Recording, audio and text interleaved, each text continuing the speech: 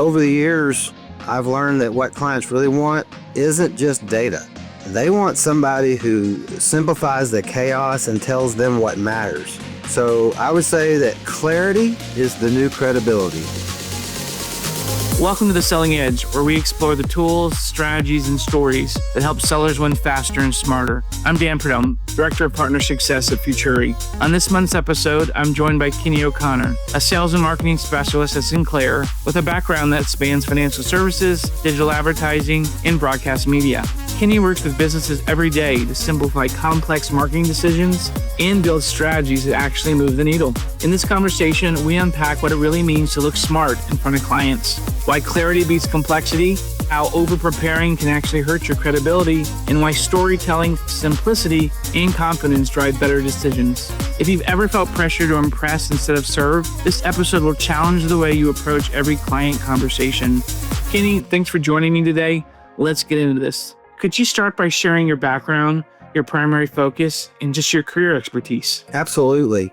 Thanks for having me. I really appreciate it. Thanks for being here. We appreciate you. So my background began out of college in insurance sales, and then that rotated into me becoming a stockbroker and a financial planner. And I did that until 2008. I did that from 1992 to 2008. And then all of a sudden I felt the need to get out of the business because subprimes were collapsing, and a buddy of mine had gone to work for Google and was telling me about how Google ads work. And so I got into the advertising business after that. And my first job was with a regional mid-major that had a limited amount of product to offer. It was pretty much cookie cutter type stuff. And I did that for about 4 years, learning the business, the digital side of it, things like that. And got into the broadcast business after asking that company several times if they would allow us to start using video, and they would not budge. So I decided to go to work for Nexstar. And so I worked for Nexstar for 4 years, and then I came over here to Sinclair. So my advertising background goes back to 2013, and so now I work for the #1 broadcast television station in Arkansas, and my primary focus is helping businesses grow through both the traditional television and the digital side of things. I spend my days meeting with clients. I diagnose their real marketing challenges and build strategies that actually move the needle. Over the years, I've learned that what clients really want isn't just data. They want somebody who simplifies the chaos and tells them what matters. Because it doesn't matter how many data points you have on a piece of paper. If their phone is not ringing and that cash register is not going through, then something's wrong. And that's what really matters to them. And honestly, that's become my passion. Making marketing feels less, to me, feels less intimidating and more empowering because it's more conversational. That's great. And I think you touched on a big part of, how you come across and how you approach it. And when it comes to those client meetings, especially when it's not just about the data, what does looking smart really mean to you when you want to have that be conveyed that you just talked about? Well, to me, looking smart isn't about being the smartest person in the room. It's about being the clearest one. If I can take a complicated idea and make it feel simple, actionable, and just not scary, that's when clients see me as smart. There are a lot of people out there that like to show you how to build a watch instead of telling you what time it is. And I'm not one of those guys, but if you can explain OTT advertising to somebody without needing a dictionary, or I try to explain it to them as if they're a 5-year-old, not to make them feel dumb, but it makes it so much easier, is if you can make a 5-year-old understand it, you're already winning. So with that in mind, what's the real problem with how most people try to look, again, with the, smart, and you just kind of explained, clarity, but when they try to look smart in front of clients, what's that big problem that you would see? The biggest problem, I think, is they work too hard at it. They throw every chart, every stat, every buzzword they got at the client, and then it backfires. Instead of looking smart, they look like they're stressed out. Clients don't want a walking encyclopedia. They want a guide. So overcomplicating would be a big piece, because if you're just throwing out jargon, you're keeping it clear and simple. Right. To that point. Exactly. And if you make them feel like they've got to go look something up, it makes them feel dumb. And if you make them feel dumb, you start to lose credibility. You've got to get the message as clear as possible, as simple as possible, because the things that you and I talk about on a daily basis between the salespeople or between our sales managers are not the same kind of words that I'm going to use in front of a client. A lot of it is just know your audience and just break it down as simple and to the point Exactly. as possible, just to communicate what's needed. And of course, to your point earlier, how you help. That's the key thing. When it comes to looking like the expert every time, what does that phrase mean to you personally? Well, for me, it means showing up confident, calm, and clear. I'm not trying to impress you. I'm trying to help you. And when your focus shifts from how do I look to how can I help, that's when you automatically look like an expert. Why do so many people still really struggle to project smartness in client-facing situations, especially when you just shared confidence, calm, and clear to really help? So why do people still struggle? Because they're still trying too hard. People are scared of looking unprepared, so they over-explain or they overthink and they overdo everything. And that's not necessary. You trying to prove how smart you are is a faster way to look not smart. Why would you say top performers often over-prepare or over-explain to clients then? Well, top performers care, and sometimes they care a little too much. I mean, we want to be perfect, and we want the client to feel like they're getting their money's worth, but more information does not equal more value. Value is clarity, not complexity. What's the biggest risk when experts focus too much on showing off knowledge instead of just demonstrating solutions? And that can just be a part of that whole simplicity versus complexity point you just raised. Well, at that point, you've lost the client. You haven't lost their business, but you've lost their attention. And when you focus on showing off, the message gets lost. The client gets overwhelmed. They start thinking about what you just said, and they're not thinking about what you're saying. And then they can't make a decision doing it like that because that delays their process. So whenever I sit down with a client, the talking points should not be about our products. All right. So that's one of the first things that I try to teach any rookie that comes into this business is to stop talking about product in the first meeting. You never do that. It's not our platform or our latest offering that they want to hear about. They want you to listen to what their problem is. And if you ask the right questions, you can get to the bottom of that. One of my favorite questions to ask after they answer a question that I ask, and I ask them, what have you done about that? Give me a scenario where you've done something about that. Or what have you done to address that? That opens up a can of worms. That one question opens up a can of worms because they're going to ask themselves, what have I done about that? And then their brain just starts going crazy, and then they're going to dump on you. That's one of the best questions that you can ask. Another question that I almost always ask is, what keeps you up at night? That's a question that is so open-ended for a business owner that's 15 minutes of a conversation right there. They don't care about what we sell at this point. They care how you might fix their problem. And that's only if you've uncovered their problem. So you don't want to lead with, oh, I've got CTV and OTT and linear and reach and frequency. And I've got, you don't want to do that. You're not going to do that. You want to lead with, you're not getting consistent leads, or your messages aren't getting through, or they're not cutting the clutter. Let's figure out a way to solve that issue first. Relevance beats brilliance, because whenever you're the smartest person in the room, or you're trying to be the smartest person in the room, like we talked about before, is it relevant to what you're talking about with the client at the time?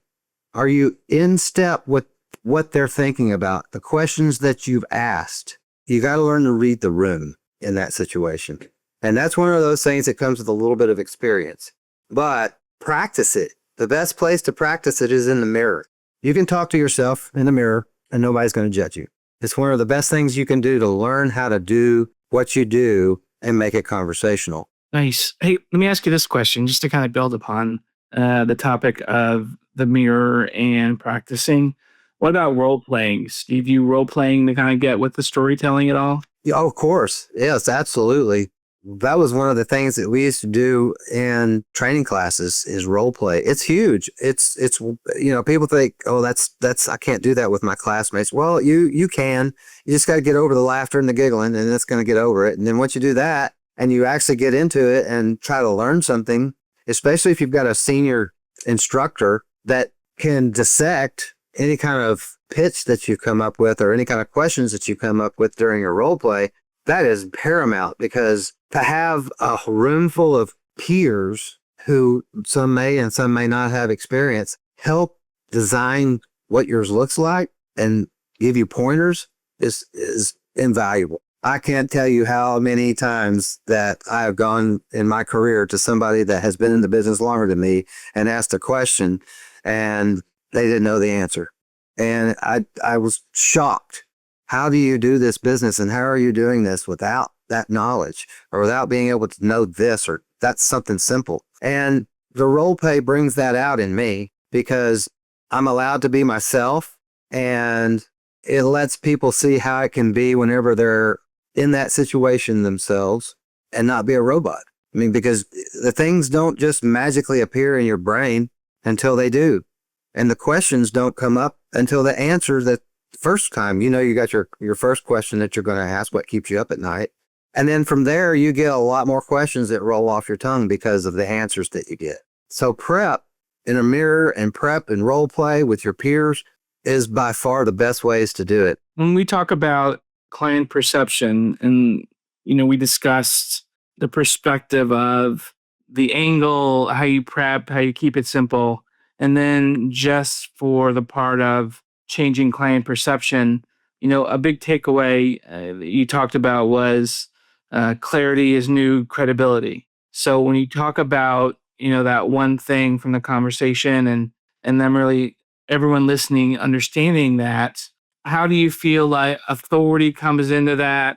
How does that all kind of come together again in a little more detail when it comes to, communicating clearly, having that general connection, and of course, showing solutions that matter, which you've touched on when you have that one key recommendation, just to really kind of focus on to make that impact. What would you elaborate more on that when it comes to authority, when it comes to that perception? Well, it's just the same. It's the same as the trying to look smart.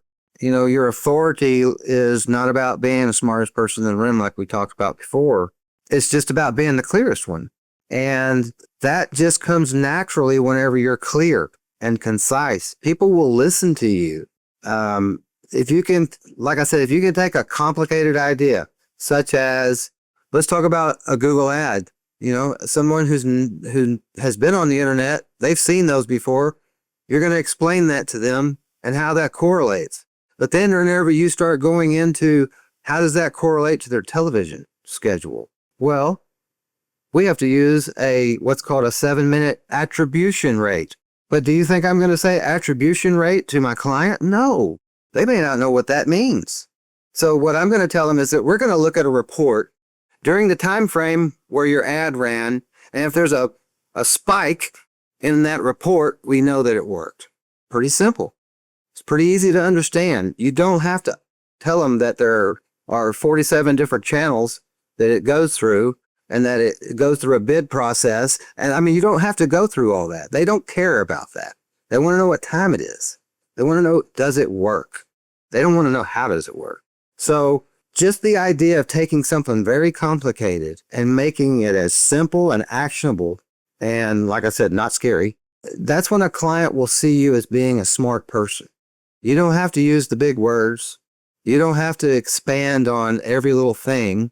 Just make sure that you're clear about what you're doing and how you do it and how it helps them, how it solves the problem that you discovered when you initially met. When preparing a pitch or client presentation, what strategies help you look smarter without overcomplicating things? Well, I have 3 simple steps that I follow every single time. I start with the client's real problem, not what they want me to sell or what I want to sell or what they asked for, because that's like going to the doctor and telling them that you need heart medication whenever you've got, an infection. That's not the same thing. And so you got to keep it simple. You got to solve their problem. The second thing, I always tell a story. I always tell a simple story and they stick. Stories stick, charts don't. Okay. And then you show the path forward. You get one clear recommendation beats 10 scattered options. Okay. And be concise. And if the slide doesn't help tell the story, it doesn't need to be in the deck. Your value is your voice, not your PowerPoint, because the client's looking at you and not so much the charts and things like that that are on the screen or on the paper in front of them. They're looking to you to help solve their problem. Stories are how people remember ideas. Your chart can support the story, but they don't replace them.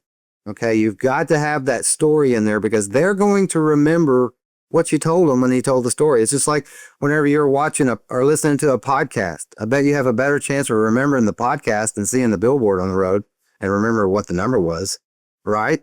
So one short, relatable example is stronger than 10 slides by any metric. And if you say something like, well, here's how another local business that we work with had a similar problem, not the exact problem, but a similar problem, lands better than CPM math. Okay, you don't want to give them math. You don't want to make them think that hard. Spreadsheets, don't do them. They're going to fade. They're not going to remember them. The story part of the spreadsheet won't even stick. Don't bring a spreadsheet to a meeting. I guess other than the part about telling the story is be able to learn the story. And then eventually you're going to have your own if you're borrowing someone else's because maybe you're new in the business. But if you're not new in the business and you've got a lot of successful clients, pick one out. Use their story. Did you scale with them? Did you start out with them and they had one store and now they have 10? Tell that story. That goes miles further than anything you could show them on a chart. What's the hardest part about letting go of trying to control every detail? Trusting that simple is strong. Sometimes I overthink my own. I'll take all the slides out of the deck and then I'll think, well, maybe that's too simple. You think a client's going to judge us if we don't say everything, when in reality, they're judging us when we say too much. And that's one of the things that I have to constantly tell myself as I'm doing it. Keep it simple. Don't over-explain. Letting that go feels scary at first and it's a constant battle. But once you realize that clarity closes deals and not complexity, it just gets easier. How do you balance looking knowledgeable with staying approachable in client meetings? Well, you have to remind yourself, or I remind myself, that our clients are hiring humans, not robots. If I'm a confident, I'm a warm, I listen more than I talk. The expertise takes care of itself. Approachability actually amplifies how smart you seem because people trust you more. What advice would you give someone who feels they need to prove their intelligence but struggles to do it naturally? Well, stop trying to prove it and just demonstrate it through a story. Pick one client example that shows a problem and then a strategy and a result. And if you've got that in your repertoire or someone on your sales team has that in their repertoire, use it. Practice telling that story like you're talking to a friend. Make sure you understand that it's conversational. It's not a script. You're not following a 1, 2, 3, 4, 5, this is next, this is next. No, because what if a question comes up in the middle of your story and you get sidetracked? If you don't know the story, you don't feel compassion about the story and conviction about the story, they're going to see that. And so you've got to be approachable for that. And I think to that point, when we talk about how to look like the expert every time, the part about practicing as part of your prep, not to over prepare, but just to understand your approach from what you're saying, how you go about it. And again, that problem, strategy, result. So that way you make it your own and you're authentic from what you're delivering. That sounds like it's a key part from what you're saying. Right, Kinney? Absolutely. It's the biggest part of it because if you sound like a robot, it's not going to work. If you make everything conversational, every part of your C&A to your pitch, it's got to be conversational because you're not going in there asking them 1, 2, 3, 4, 5 questions because it's not the same for every business. You've got to be able to ebb and flow and change what you're asking and know more about the business going in than you lead on. You may already know the answer to that question, but you still have to ask it. What's one shift you hope to see in how professionals project expertise to clients in the next few years? I hope we see a move towards authenticity, like I'm talking about. Less jargon, more humanity. Expertise shouldn't feel intimidating. It should feel accessible. What positive effects might that have on client relationships, productivity, and just overall well-being, whether it's the next few years, next 5 years, just that approach you talked about authenticity? Well, it builds trust faster, for one thing. It'll reduce some of the unnecessary prep time, and it'll make your conversations feel human. And it's something, if you put it into practice, people work better where they're not trying to be perfect all the time. And if you do this on a daily basis, then you'll let go of that attempt to be perfect every time. And then you'll have it down, and whether you know it or not, it'll be right. It'll be perfect. If listeners walk away remembering one thing from this conversation, what should it be?